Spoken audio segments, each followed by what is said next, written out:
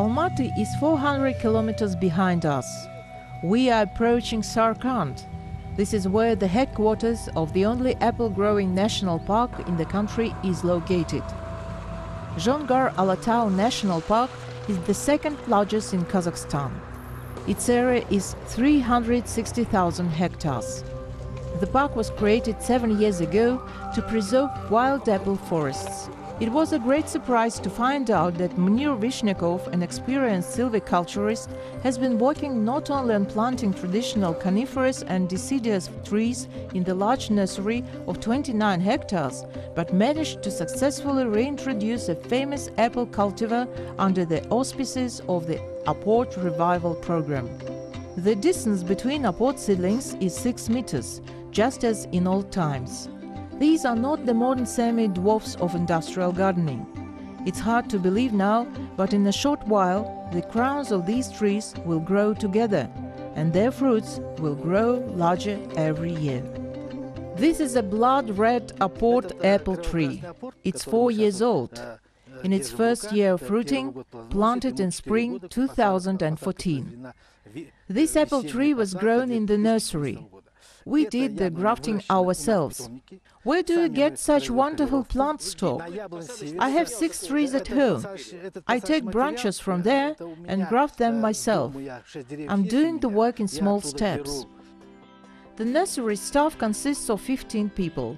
These days they are busy grafting apple trees, which means placing Apport apple buds onto the branches of a wild apple tree. A master notches the bark of a wild tree, Malus sieversi, more commonly known as Siever's apple, with a knife and inserts a cultivated plant's bud into the cleft. This is a delicate business and requires experience and skillful hands. The bud will fully implant in the spring. This last year alone, 500 Apport apple seedlings were planted within the grounds of the park. The past of nurseries is restoration and replenishment of local forests. Birch trees are abundant in the north of the country, but they are not as common in the south. Here people believe that a person can only refer to himself as a silviculturist if he has planted and grown a birch tree. It all begins with collecting seeds. We send them to the laboratory for analysis. We receive data on the quality of seeds. In autumn we prepare the beds. When there is heavy snowfall during winter, we sow under snow. Then there's more snow, we put down a layer of hay. In the spring, the seeds sprout. These huge beautiful pine trees are called ship's mast pines.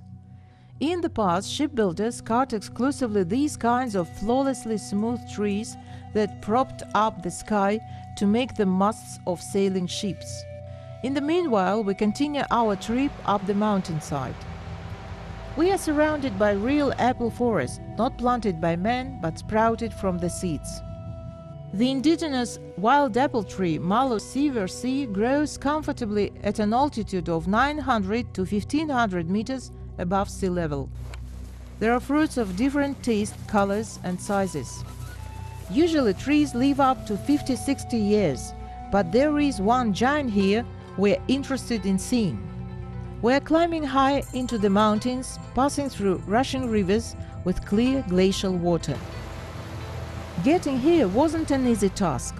It was a hard road in a was, followed by about an hour's ride on horseback in high mountains. And here it is, the purpose of our journey. The giant tree, the Siever's apple tree. Experts have determined that it's 150 years old. You can't argue with DNA. I've seen a lot in my life, many different trees, but I've never seen anything like this one. So old and yet still bearing fruit. The true king of the apple trees. It's extremely rare for a wild fruit tree to reach this size. 3 adult men have trouble encircling the centenarian tree with their arms. It seems that this apple tree is set perfectly in this wild corner of a mountain gorge.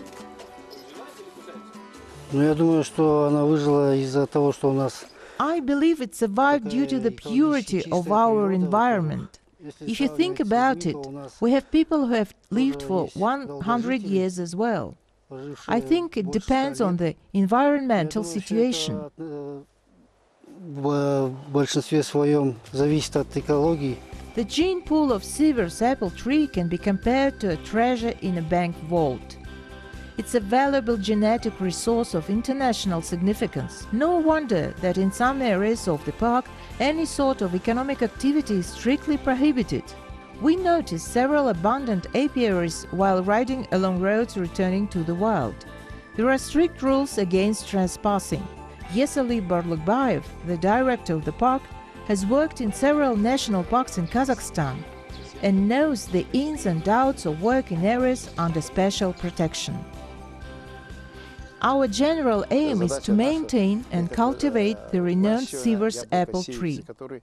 It is cultivated in 3 districts: Alakol, Sarkand and Aksu. The territory is guarded by 82 inspectors conducting 142 rounds. Each inspector has a heavy load. We have 4 areas of work: protection, tourism, stabilization and conservation. What about beekeeper? Can they work next to apple orchards? If those apple trees grow in a protected area, then no. In other areas, it is allowed.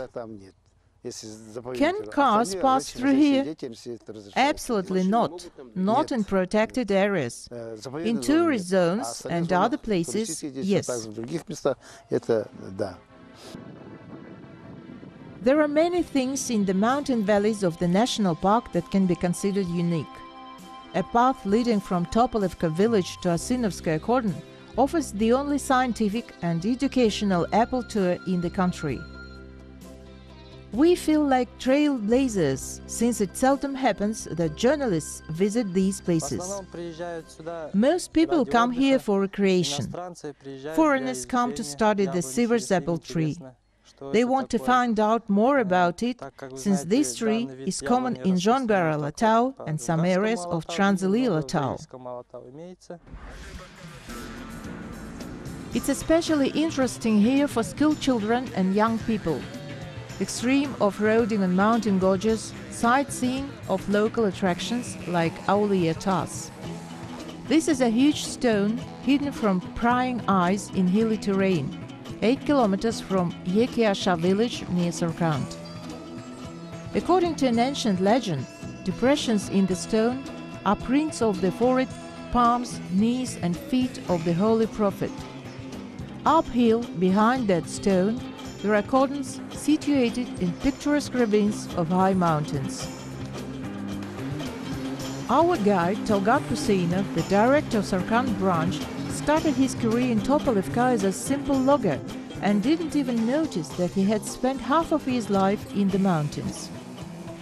The optimist Talgat says, "Our mountains are lively because they are undulated and gentle sloping, and the fauna is very diverse. These places are typically inhabited by red deer, raw deer and Himalayan brown bear. Siberian ibex, locally known as tautake, inhabit the rocky mountainsides. Lynx are frequent visitors to the area, and recently video traps recorded a beautiful snow leopard, Irbis. What a great luck! All animals are under year-round protection. In autumn, when Siver's and Nizvetsky apples ripen, all the animals gather in these unusual forests." В основном питаются это кабаны. Моралы, естественно, косули. Очень любит медведь эти яблоки. It's a feeding ground for wild boars, red deer and raw deer. Bears, as you might know, are very fond of sweet foods. There are times when bears treat themselves and end up breaking trees. After the snowfall, everything will be covered in snow.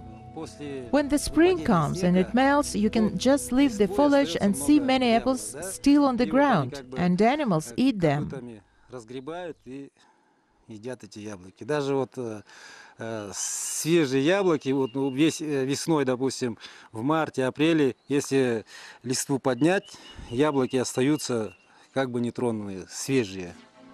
The task of employees of the park is to fight fires and protect the animals. At the moment, they have begun tying together bunches of foliage to feed wild boars and deer. After all, winter time brings deep snow, waist high or even higher. Winter lasts 6 months. This period is hard for a deer, raw deer and wild boars. They need supplementary food during harsh winter months. Each inspector has a plan. I, for instance, have to prepare more than 2,000 bunches a year. In the winter, we distribute them among feeding sites. We make them in the summer and deliver them by horseback in the winter. We also leave salt next to the feeders. The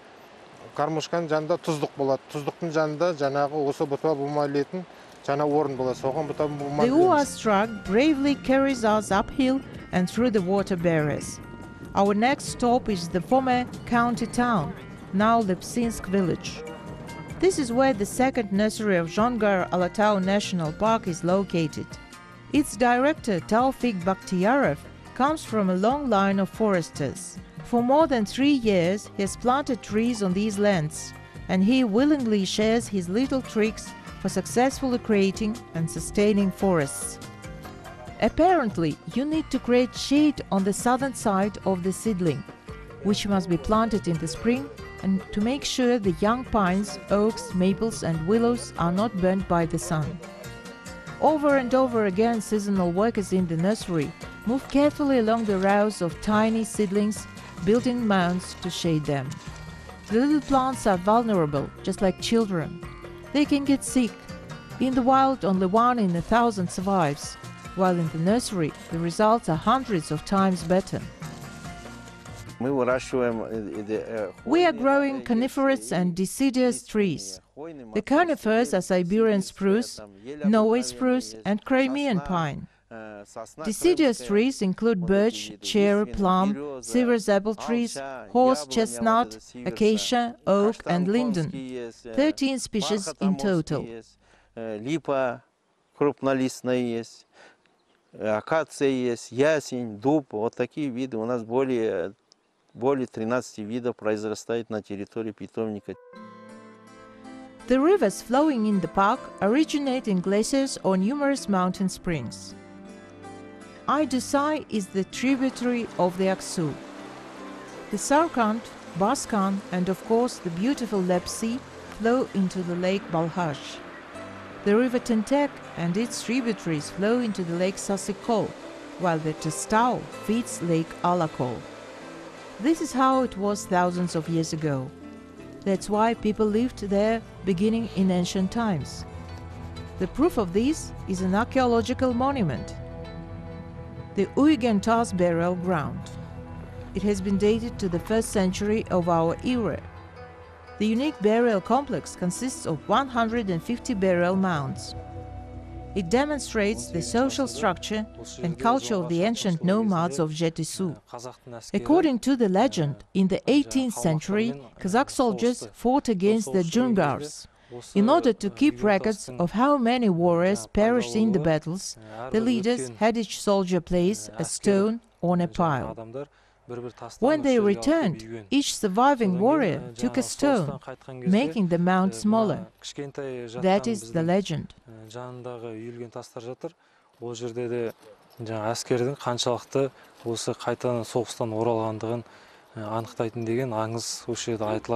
In spring they are planning to hold a festival dedicated to the blossoming of Sivers apple trees. It's a breathtaking view, one that can only be compared to that of the cherry blossom in Japan. We are lucky to have our own sakura, an apple tree high in the mountains. There is no doubt it will stay there for many generations to come.